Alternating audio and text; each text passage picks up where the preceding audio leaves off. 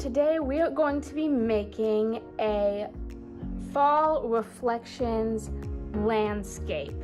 So the very first thing we're going to do today is the same as every project. We're going to write our name and class code on the back. Then we're going to flip it over. We are going to fold our paper in half. It's like this, it's landscape. We're gonna fold it hot dog style. Make sure it is super duper lined up so it's nice and even.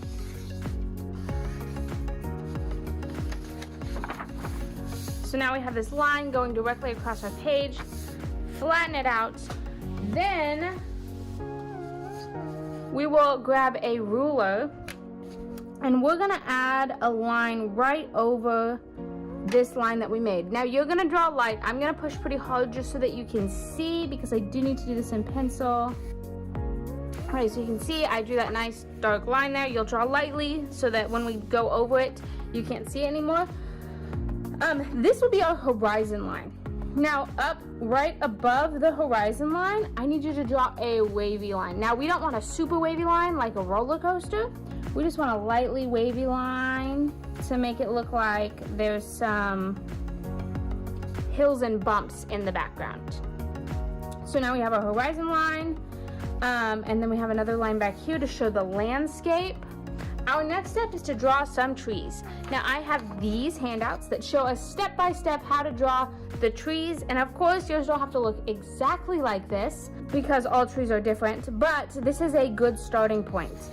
We need at least 4 trees on this piece of paper, and they need to vary. So some of them need to be on this horizon line and some of them need to be on this bumpy line that we made. So I'm gonna follow this one exactly for the first one so that you can see. And we need to make these trees pretty big, so they should be about a ½ an inch to an inch away from the very top of our paper. So that is my first tree. Now I need to do that 3 more times on my horizon. This one got a little close to the top. The next one I'm gonna make a little bit shorter.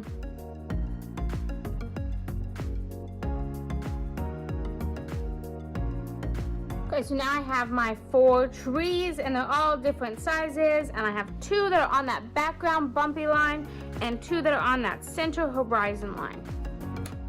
You can add more than 4 if you want, but we do need to make sure they're pretty tall so that we can fill up some of the space that we have on our paper. Our next step is we're going to need to fill in these trees. So we're going to be using oil pastels for this, but it is very, very important that you do not blend them because we need a lot of pigment on these trees to make the actual reflection. For the trees, you will need 3 colors. You will need a dark brown like this one, a light brown similar to this one, and a cream or a gold color. It's really important that you get gold and not yellow. I have our normal trays that you can grab from, and I will also make sure that there is a bucket put out, so if you can't find colors like these, you can always go searching through the bucket. Now I'm going to start with my mid-tone, so I have the dark and the light here, and then I have this middle brown. I'm going to start with that one, and I'm going to fill in all of my trees. For this, I'm pressing pretty hard. I don't want any of those little itty-bitty white spaces anywhere on my tree. So I'm pressing pretty hard so I can get a smooth surface on the tree.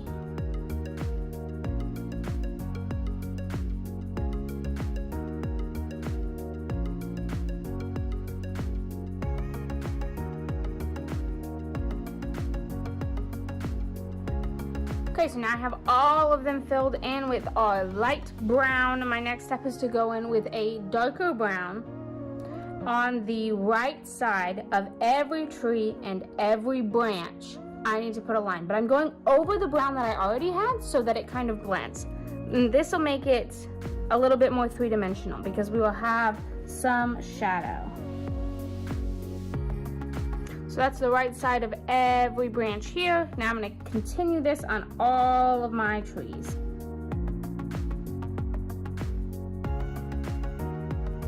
Okay, so now I have a shadow on the right side of every trunk and every single branch.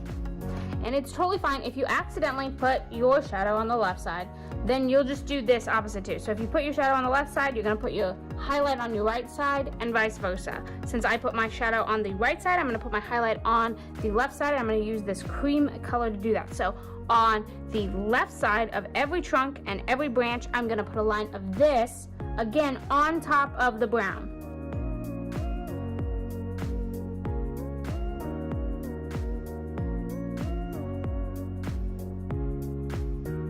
So now I have a highlight on every trunk and every branch. It helps it look way more three-dimensional. Now, if you get a color, my mid-tone and my highlight were kind of similar in tone, so they blended really well. But if you get a color that's way, way lighter than your mid-tone brown, or you get a shadow that's way, way darker than your mid-tone brown, then what I recommend doing is just taking your mid-tone and going lightly back over that edge, and it'll help blend it out a little bit and make it look a little bit more natural. Especially if you use like a gold as your highlight, it'll be a good idea to go over this. Or if you use something close to a black for your shadow, you'll want to go over it again with your mid-tone brown to make it look a little bit more natural. When you're done with those colors, you'll put them back into the slots that they belong in on your tray. And then our next step is to add some leaves. So you need to pick 3 fall colors. So the colors of leaves in the fall. I'm gonna go ahead and get a red, an orange, and a yellow for my leaves. And how we're gonna add the leaves is by making an implied texture. So we won't be actually drawing tiny little leaves all around this in oil pastel. We're just going to make short, chunky marks going outwards towards the edge of our paper. So I'm gonna go ahead and start with my yellow, and I'm just gonna make little dots kind of going out. If you can see, they're just short little chunky marks. If you make really big marks, it won't turn out quite as well because it won't have that effect of the implied texture of leaves.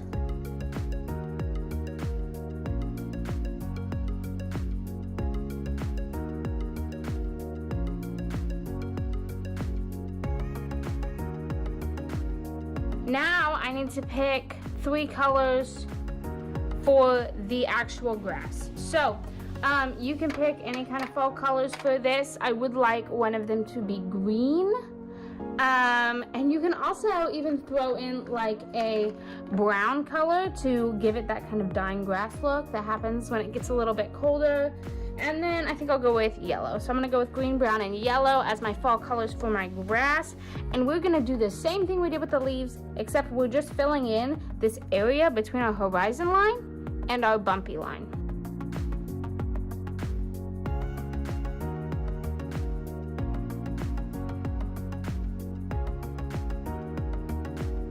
Okay, so I finished my grass. As you can see, you can still see my pencil line up here.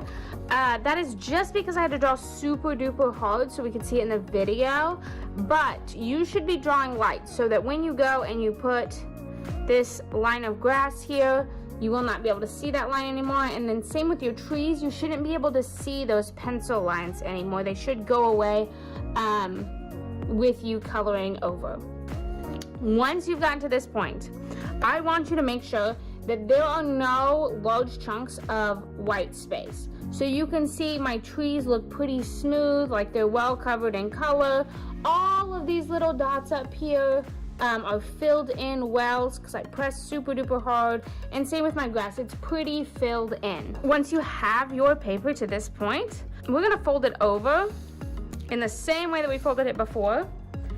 And then similar to our radial name project, we're going to use a pair of scissors and press this side onto the other side so that we get a similar image. So it won't be perfect, it won't be exactly the same, and that's okay because we're gonna go ahead and paint these, and then this will look kind of like water, but we're gonna go ahead and print it to the other side. I'm gonna take my scissors like this. I'm just going to rub the back of my paper. I'm pushing pretty hard. So just like we had to push super duper hard and go over it a few times, for our other project, we're doing the same thing for this one. Pushing hard, making sure to get all of those edges so we get all of those leaves imprinted onto the other side. Okay, so it's looking pretty good. I have a few little areas where I need to press a little bit more, and then I should be all set. Okay, so now I have this lightly impressioned picture on the other side that when we go to paint this with some watercolors, it will make a nice little reflection image in the water. This is where we're gonna stop with day one. Next class, we will paint the sky here and the water here, and have a lovely little fall reflection landscape. All right, so for day two of our fall reflections landscape, we are going to be watercoloring. So you will need your watercolor palette, a cup of water, a paintbrush, a paper towel, and you will need a messy mat because we always need a messy mat when we are painting.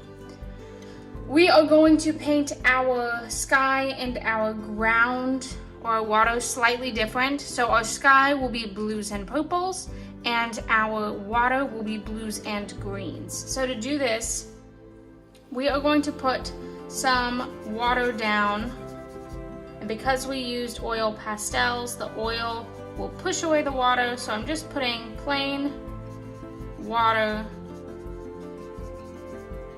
on a section of my sky. I want to make sure I get the whole thing. Now I'm not soaking my paper in water. I don't want it to be so wet that I can't pick up my paper later.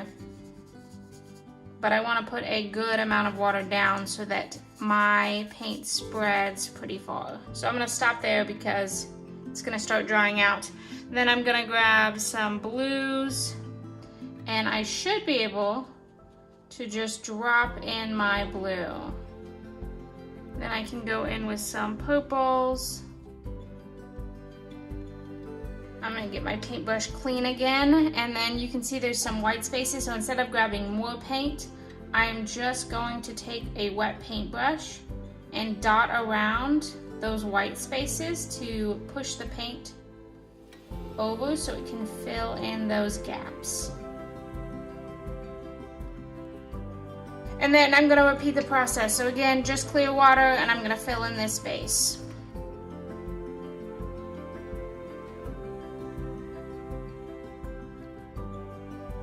Okay, so I have finished the top of my painting. Now I'm going to do the same thing on the bottom, but I'm going to use blues and greens.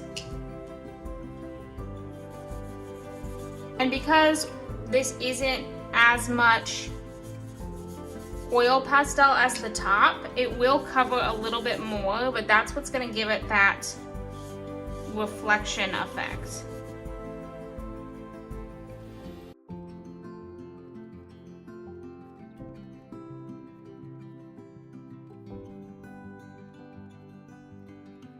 Okay, so once I have gone back and made sure there are no white spaces that don't have some oil pastels on them, you are going to take your paper with the messy mat underneath it and put it on the drying rack. Next time when you come in, you need to Sonia this and then turn it into me.